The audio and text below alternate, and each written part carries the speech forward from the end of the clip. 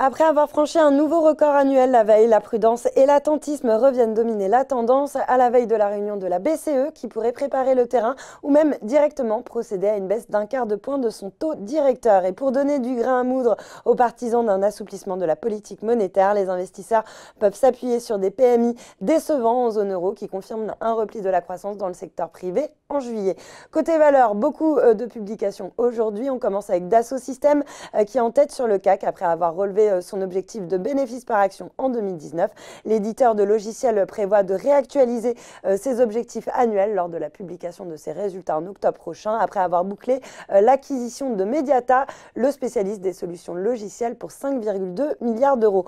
Sur le SBF 120, c'est Nexity qui prend les commandes après avoir lui aussi relevé ses objectifs annuels. Le premier promoteur immobilier français vise un chiffre d'affaires et un EBITDA en croissance de 7% contre au moins 5% précédemment. Le titre profitait également d'un relèvement de sa recommandation à acheter contre conserver auparavant par Société Générale. Et puis Tarkett se prend les pieds dans le tapis après avoir vu son bénéfice net divisé par pratiquement 4 au premier semestre à 7,7 millions d'euros.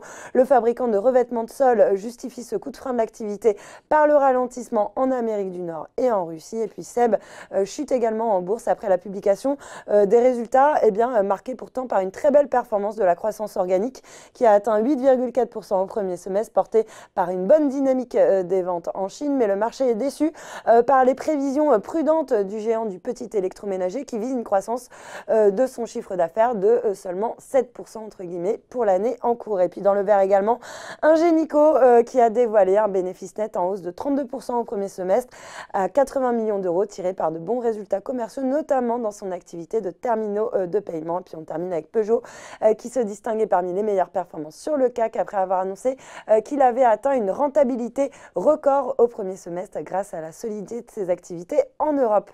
Voilà, c'est tout pour ce soir, mais n'oubliez pas, toute l'actu éco et finance est sur Boursorama.